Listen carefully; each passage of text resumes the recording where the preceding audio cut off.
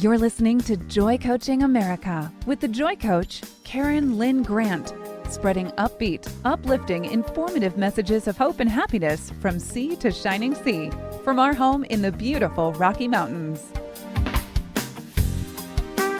Welcome to Joy Coaching America.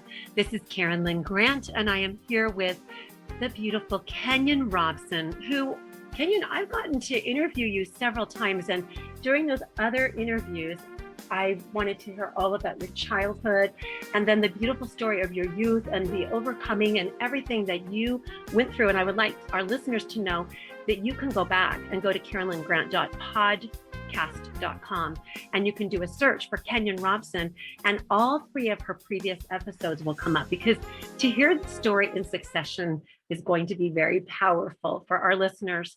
But today I have specifically invited you back because I want to do a call about your evolution into the beautiful, amazing leader that you are, and the leader in your role as mother, as wife, as sister, as friend, all of the roles that you have, the divine roles that you have, that you embrace under the title of leading and leading your own life. So I am so grateful that you're here, Kenyon. Just give us a big hello. Well, I am so happy to be back. I love spending time with Karen. She is so beautiful in every way, and we have the best time just sharing together and being together. So thank you so much for having me back, Karen.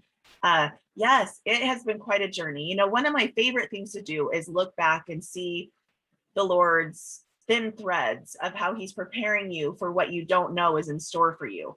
And, you know, I can look back and I just see all those thin threads of the ways that he was preparing me for the callings that he had for me. And so when I had talked previously about how I had, at one of the lowest points of my life, I was alone, I was broken and sad and going through hard things. And I decided to pick myself up off the couch after about a month of mounds of tissues on my coffee table and get a job at the Child Crisis Center in Arizona, which is a place where kids are taken out of their homes after being severely abused. And I fell in love with these kids. I found a huge part of my purpose and healed so much of my childhood through serving these kids who were in so much pain and desperately needed love, and they needed all the things that I needed. So, and all the things that you knew you had needed but didn't have, yes, as a child, and now you were able to turn around and give it to them. Yes, and just pour into them. So not only did I forget about myself, because, you know, obviously we all know when you're in the service of others, you forget about yourself, but I was also able to heal my heart by giving them just what you said, what I needed and didn't get. And then because I was able to give that to them, I learned how to give myself what I had never received that I needed. And so it really was this few years of just magnificent healing before I met Rob. And so I met Rob after I'd worked there for a few years. So these little seeds have been planted in me of healing, of love, of purpose, that I know Heavenly Father was guiding me directly where I needed to be. And so then Rob and I met in a company meeting. I was invited to come to an entrepreneurship meeting, and I didn't grow up around entrepreneurs. I didn't really know the language, the lifestyle. It had just never been a part of my life in any way. And I was blown away by this thing called being an entrepreneur of, you know, when you grow up just learning to rely on yourself, there's no more beautiful thought than if it's going to be, it's up to me. Because now a lot more healing has taken place since this time. This was 21 years ago. But I found such peace in the fact that there was a path that I could rely on nobody. And I felt most peaceful and safe when I was relying on myself.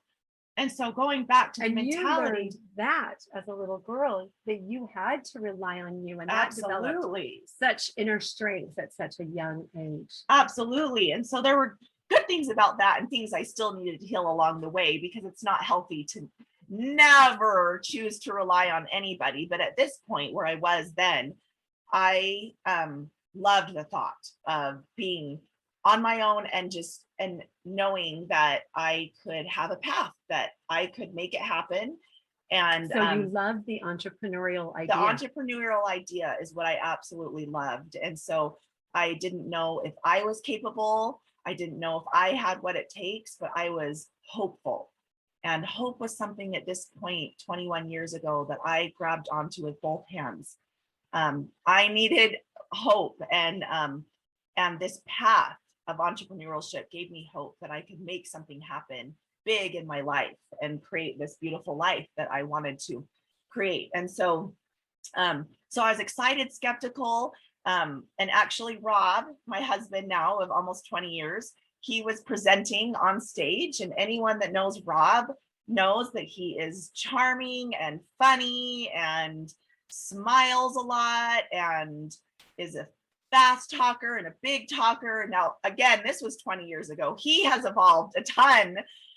He's taken all those good things and polished them super shiny, but back then almost resembled a car salesman type personality.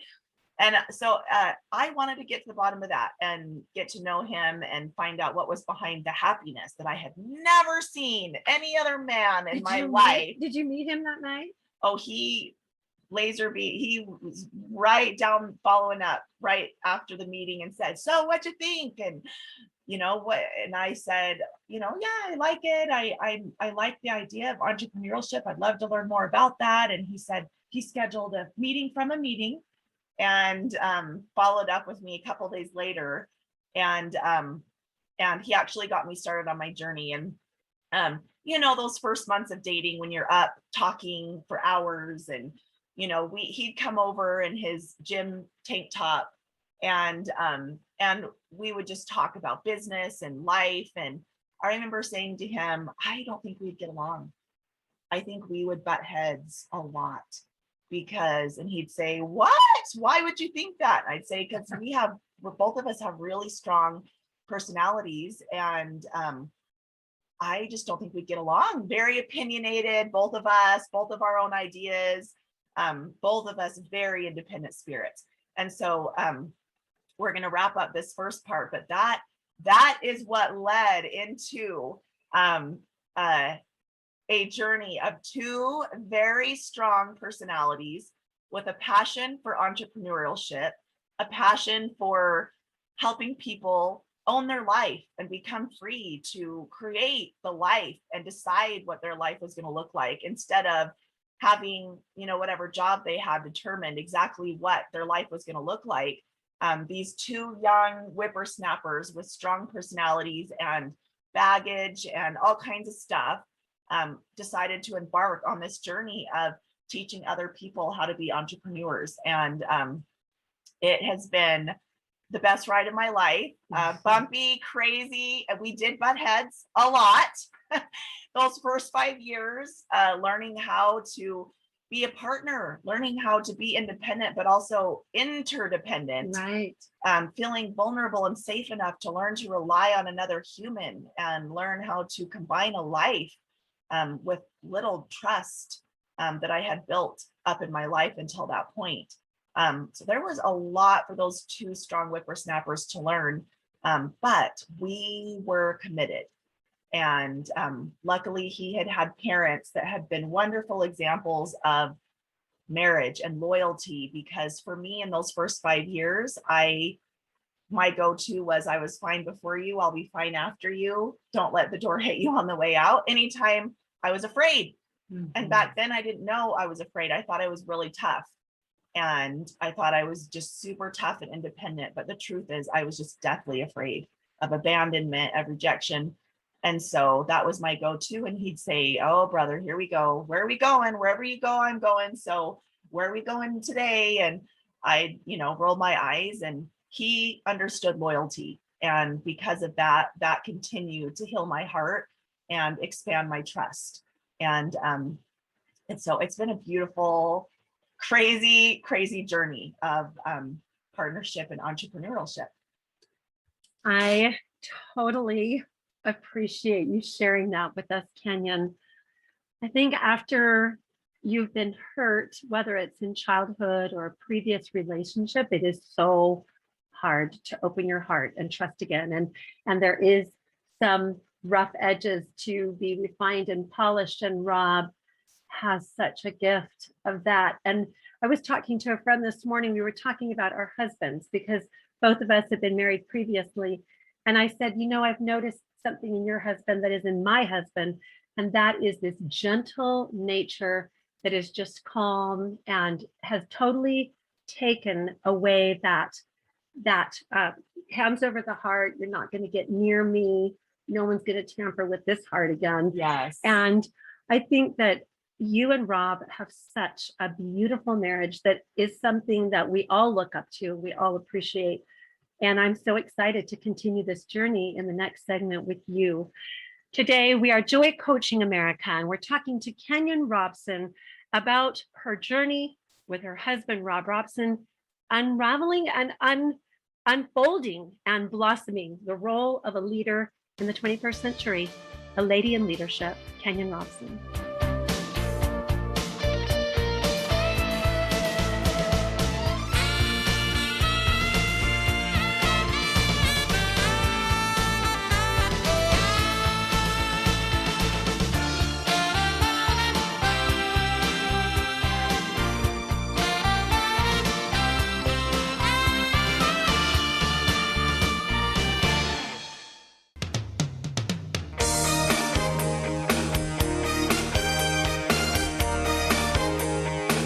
From sea to shining sea and beyond, you're listening to Joy Coaching America Worldwide with show host and Joy Coach, Karen Lynn Grant. Welcome back to Joy Coaching America. This is Karen Lynn Grant interviewing Kenyon Robson. And Kenyon's first segment was delightful. I absolutely loved hearing about these two amazing people that I love. Strong-willed, passionate, entrepreneurial personalities, and that you were discovering that, and that the first night that you went to understand the world of entrepreneurialism, that you met your future husband and that he coached you along that path. And I know that that was still lots of hurdles to overcome. But as we discussed this, and even between segments, we talked about the trust that you have to be a lady in leadership, that there has to be a core foundation of trust. And when you haven't grown up being able to trust anybody, you've learned to trust yourself, but that can still put an edge on us where we are guarding our hearts and we're, very careful to love. And that can bring an edge into our leadership roles and make us a different kind of leader. It's when we have a foundation of trust that I think we soften and that we feel safe to be a soft, but beautiful, brilliant, bold leader, still gentle, still soft, still feminine. So I would love for you to talk about your values that you feel have developed because you have trust in your marriage. Yes. Oh my heavens. Over the 20 years of Rob and I building our communities of entrepreneurs, I have seen, after mentoring hundreds of couples and after going through the things that I've been through myself, you cannot go out into the world. I don't believe, and I haven't seen a woman or even a man, when things are falling apart at home, and even if you're single, falling apart emotionally in your life, but right now focusing on at home in your marriage and your with your children, when you don't feel like you have that foundation at home that you can rely on, that rock that you can walk away and not forget about, it's obviously central in your heart.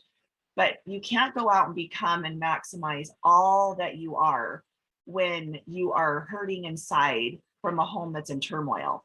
And we've seen time and time again when a couple will sit down and mentor with us and they'll want to talk all business.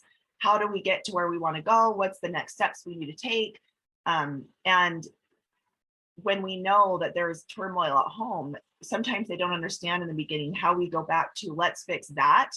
Because we just know too well that cannot individually maximize all your potential, and you surely can't as a couple when things are falling apart at home. Like Karen said, when you can't trust.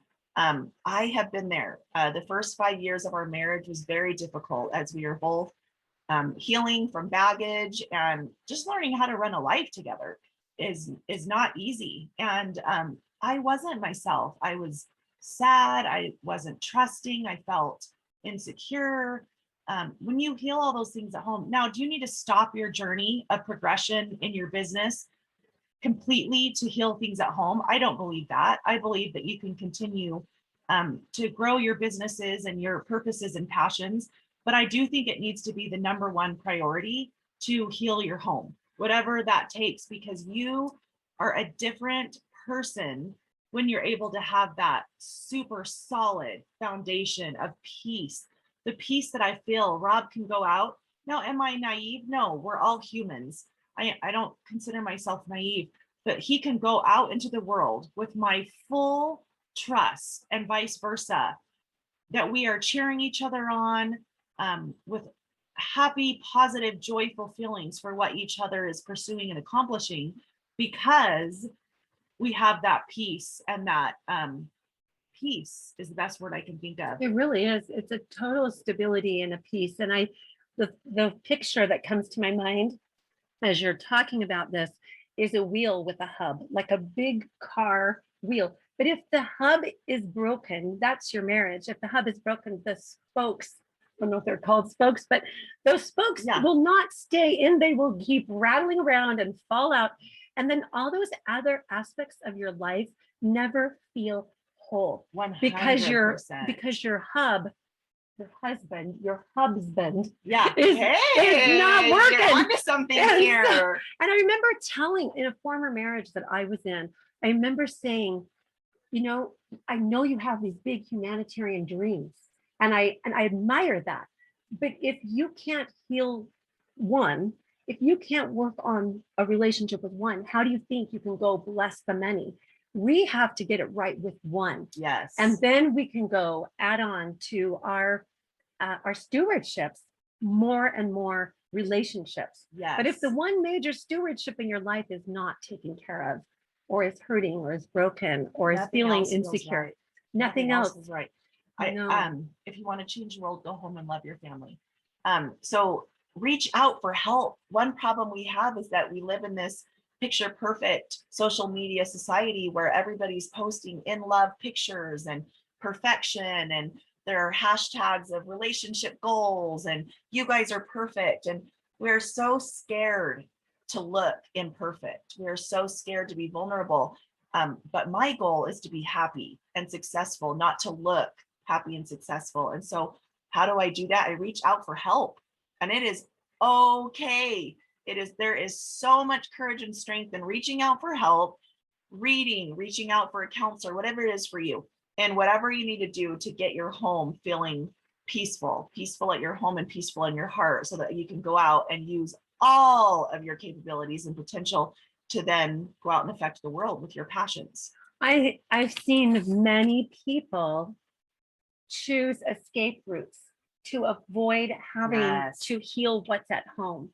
And so they go and they become a leader, and I'm doing the quote sign around my fingers with my fingers. They become a leader in the Republican Party, or they become a leader here on the school board. They choose other avenues to go and build and to fill up where they feel an empty longing.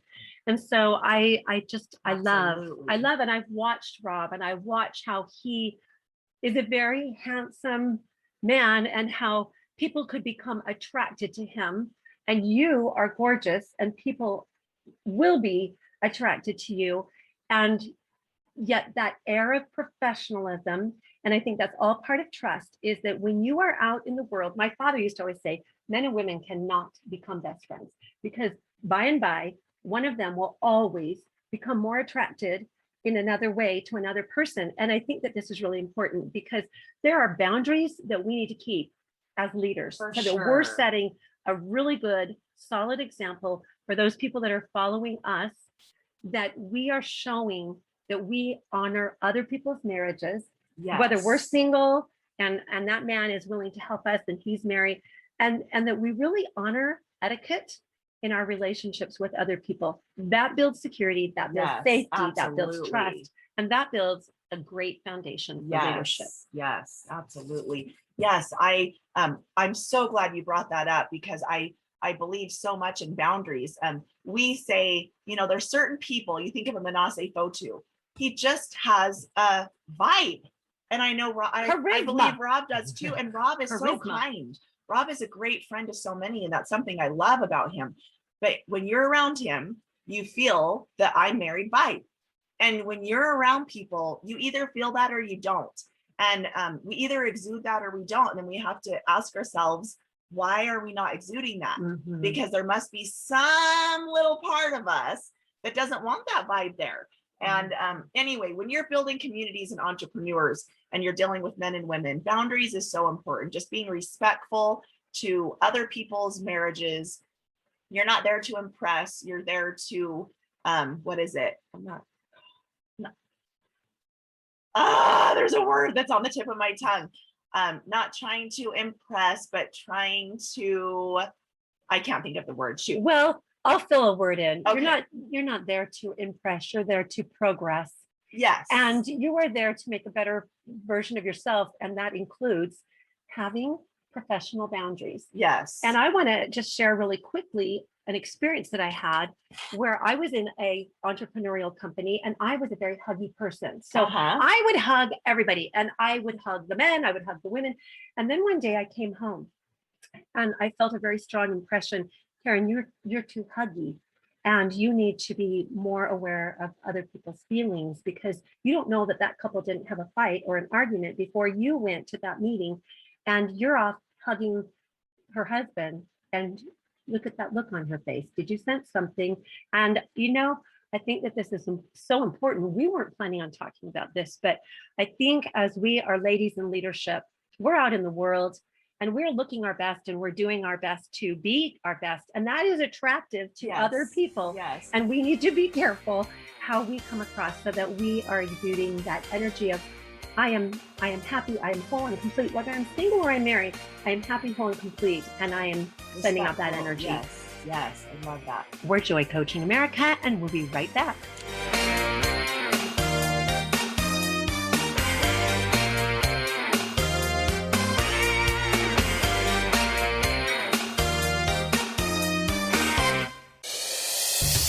Welcome to the Loving Liberty Radio Network.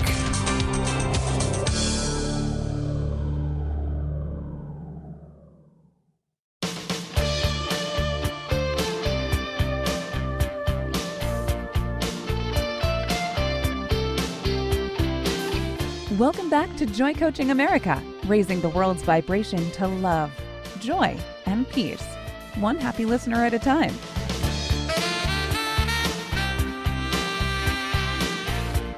Welcome back to Joy Coaching America. Kenyon, I am loving this because I think that we just talked about a subject that is so important in the world today, and especially in these large entrepreneurial groups where there are men and women combined, and you are finding like-minded, like-hearted people. And so as we move on from that subject, I love the convictions that you share. When you're on stage, you share many convictions. There are many messages that are within the messages that you verbally speak. And one of those messages that I have really gotten through you is, while you are beautiful on stage and while you are humorous, you can be a stand-up comedian, you can bring light to difficult subjects, you have a philosophical heart, you are very deeply spiritual, you are very deeply emotive. But what I have felt from you with all of those beautiful qualities combined is that even though you draw the audience's attention, as you receive that attention, you focus it back onto everybody else and encourage them all to become the leader within them. And I think that is such an amazing quality of humility, to be able to be so secure in who you are and all your God-given gifts, talents, and skills that could make me cry, because I see that in you And I see that this makes people so comfortable. It makes you so approachable. Whereas if you had haughtiness, or it's all about me and what I have achieved, that could make people feel standoffish. And I think that you draw people to you because we all feel your love. And you are a loving leader. You are a loving lady in leadership. So share with us. Karen, thank you so much. This woman is incredible. So all of us have different leadership styles, and I love and admire. I have women in our teams and communities that have totally different leadership style than I do, and I learn from them a ton. In fact, there are some leadership traits that I am still really working on, learning how to sometimes get a little tougher and pull out more out of someone. I think my husband does that so beautifully. But my personal style, and I think we're led along. I think God knows me and then puts people in my path who can be affected differently by my leadership style. And what I believe at my heart is that people find their way when they have someone to hold their hand. I don't think I have all the answers for people. I don't think that I can give everyone answers, because I truly believe that God has such a detailed plan if we're open to listening for each person. And I don't always know that plan. And so I believe in women listening to their hearts. I believe in women listening to their intuition, but I want to be there side by side with them, because I think we figure it out faster and stronger when we just have someone that we are completely safe with, that we can completely open up with, but that also inspires us. Not just someone who gets down in it with us, but someone who inspires us to continue walking forward with grace and with confidence and love. And so my personal style is, I just really believe that people figure things out. If I can guide them to the right information and then hold their hand and just walk with them, I think we kind of give people what we like in a lot of ways. And so I have always figured things out. I just needed someone there to tell me it's okay to be exactly right where you are in this ugly place or mess, because I'm 100% positive that you are going to get yourself out of it. And just be there with me to listen without judgment and to laugh and to hear me. That is exactly the recipe that I need to have courage.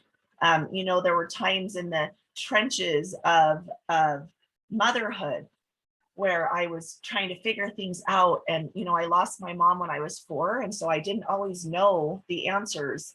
I remember feeling very bluesy after one of my babies. And I never had a woman in my life to talk to or to hear or to bounce things off of.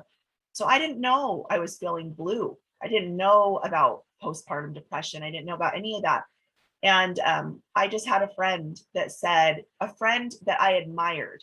I think living your life in a way that's inspiring to others, that they can watch. This was a friend that I looked up to. I felt like she had it all together. I felt like she was a beautiful person and leader and mother and wife. She said, I got on a medication after one of my babies because I was feeling very blue.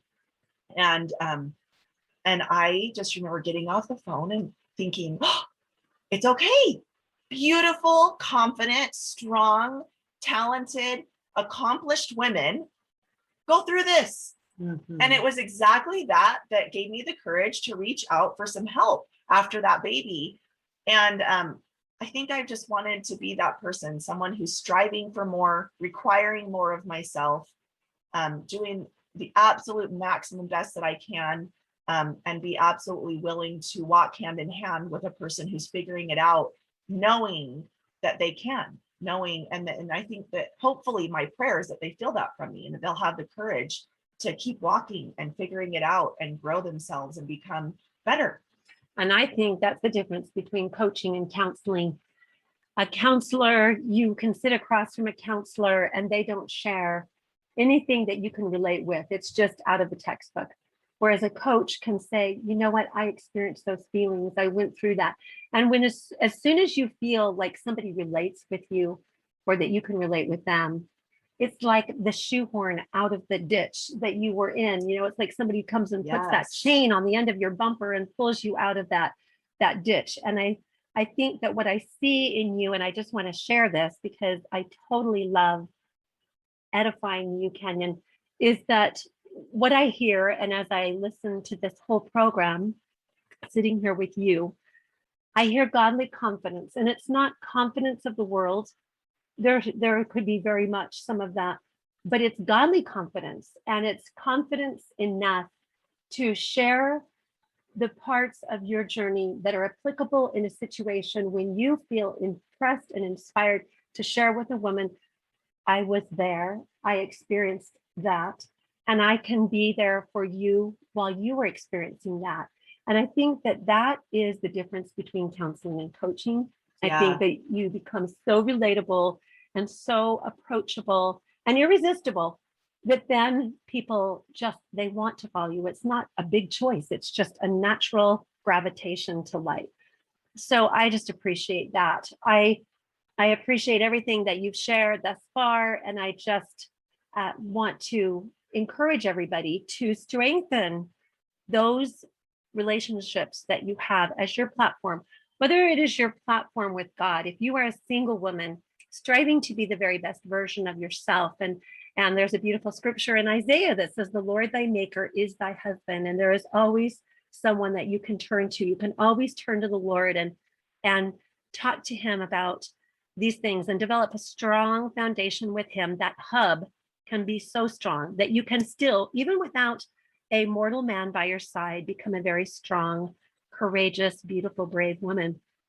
And then if you are in a relationship, sometimes that's even a little bit more difficult than when you're by yourself, because it sometimes is easier to do things with God. Yeah. And it's a little more challenging to do things with involving another human mortal. Yes. And so that can be a greater challenge, but to look at your relationship honestly and openly, get help, like Kenyon said. If there's an area in your marriage where you're feeling like, this is a struggle for me, don't ignore it and go fill it up with an extracurricular activity. Go take care of it and get help for that. And I think that that is so important. So Kenyon, what message would you share with us right now about your conviction to helping women to become the very best that they can be? Oh, I love this. I just encourage you to choose every single day to go out there and lead. Go and lead. This world right now needs women who are confident and passionate and loving and all the things that women offer. The world needs it. Go out and lead. Choose to lead. Don't think of yourself as a person who's not capable of leading. Lead in your homes. Go out and lead in your communities. Knock on a door. If you are, follow your intuition in your business. You are capable of growing businesses. You are capable of leading everywhere you go. I used to just think that was for other people, but it's not. It's the simple steps of just maximizing your potential and choosing courage. And I just encourage you to get out there and lead with your whole heart. The world needs you right now. So choose your cause. This is Joy Coaching America.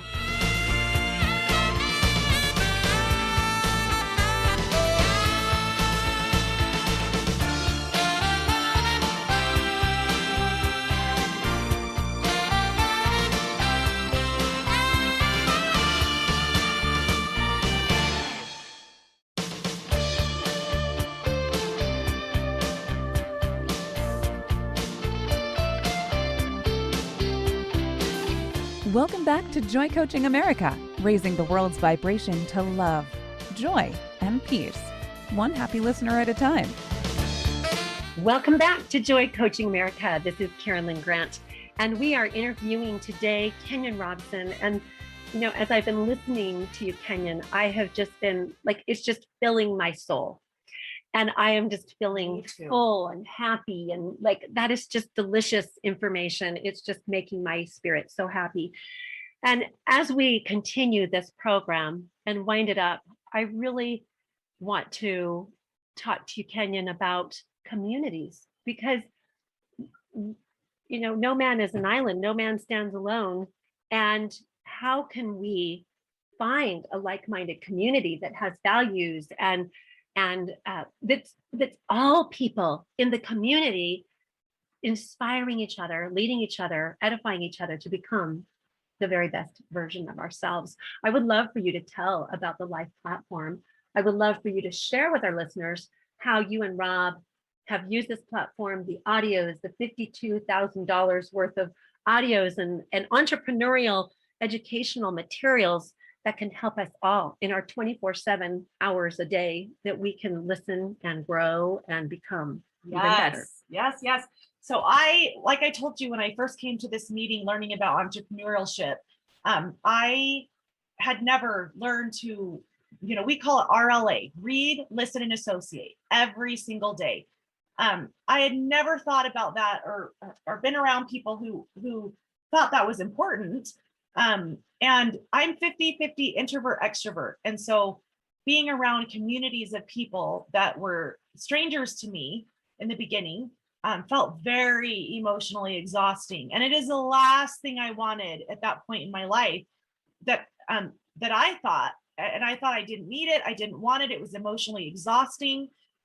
If you're a person that's introverted or picks up on what other people are feeling, their moods, their vibes, it can be very exhausting. And so I didn't want it.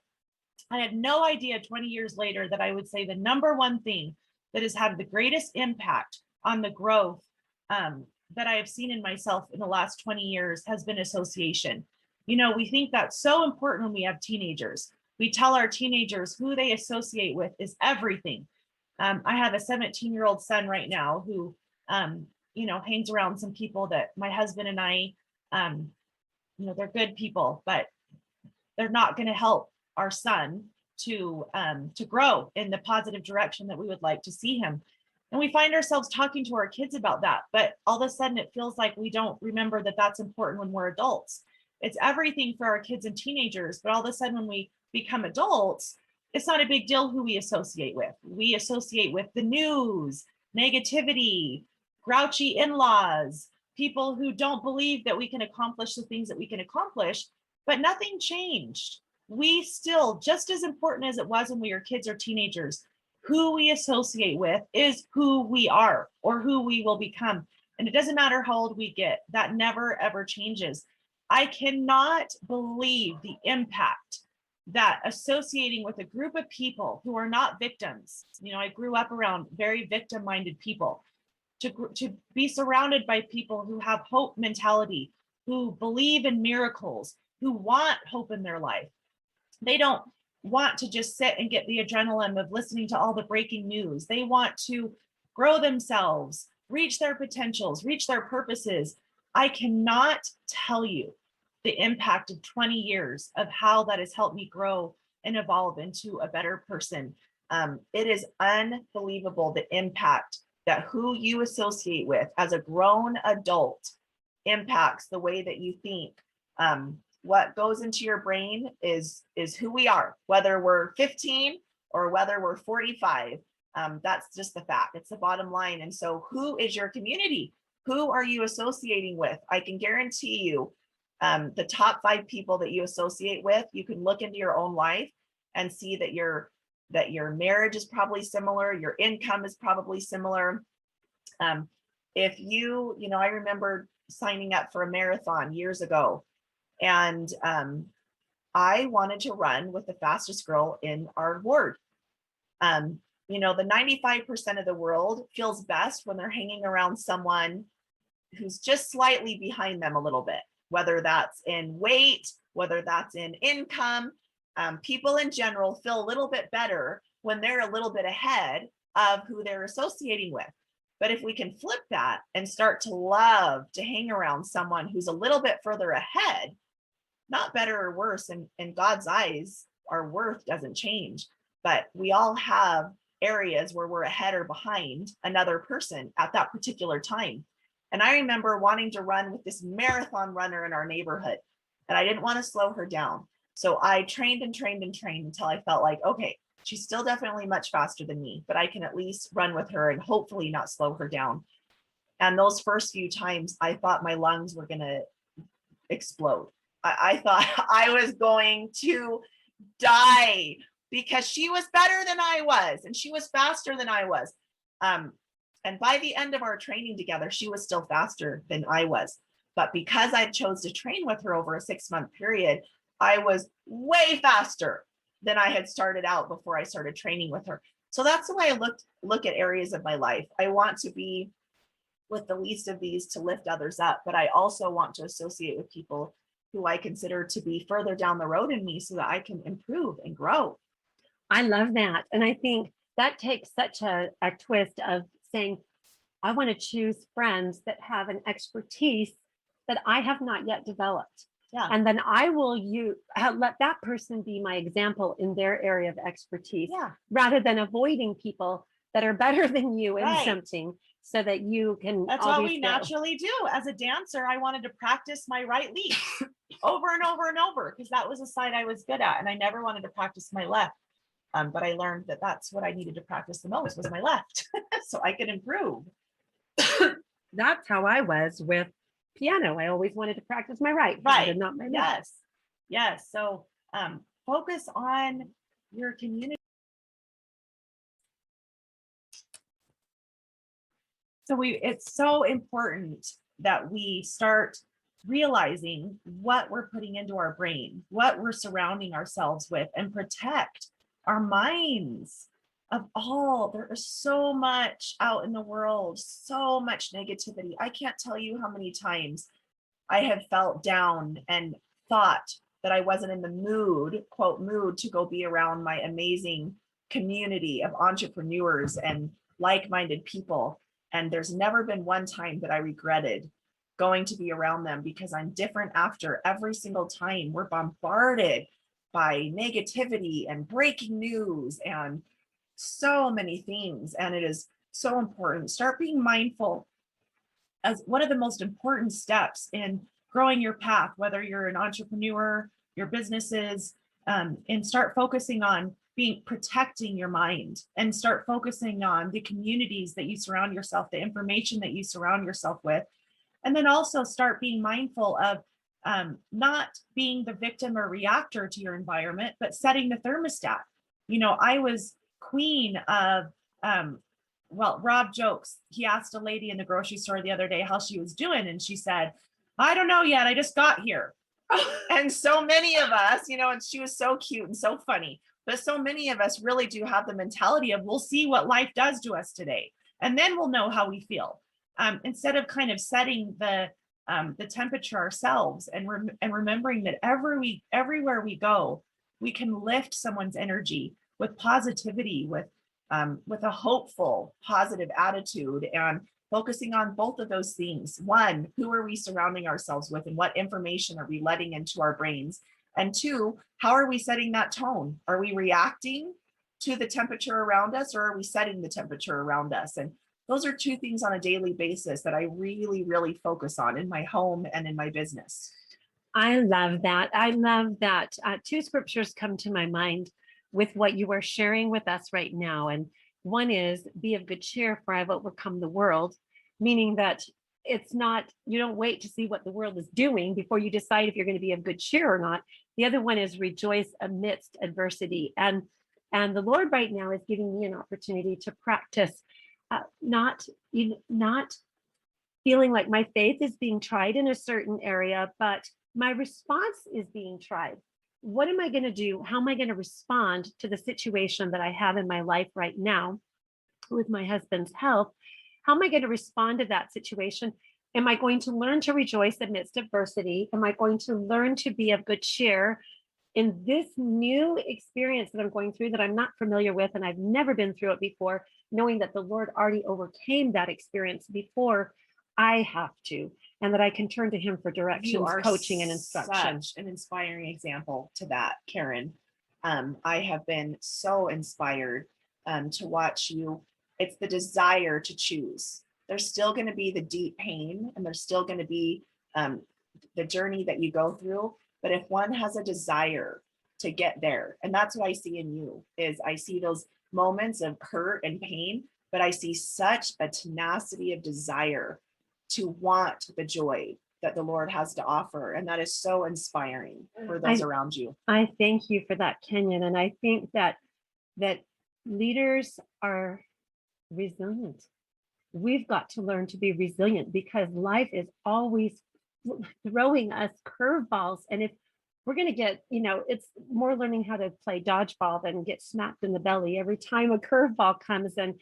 And I can honestly say that this is something that I am working on so much, to learn how to keep an optimistic heart when there's evidence of, some sad things to face, and to inspire other people to do the same, to arise victorious and to follow the Savior's example as we joy coach the world, as we joy coach each other, as we bring life to each other, and to also remember everything that Kenyon just shared about community, association with people who are like-minded, not choosing those situations and relationships that are of a lower vibration, but choose the higher vibration.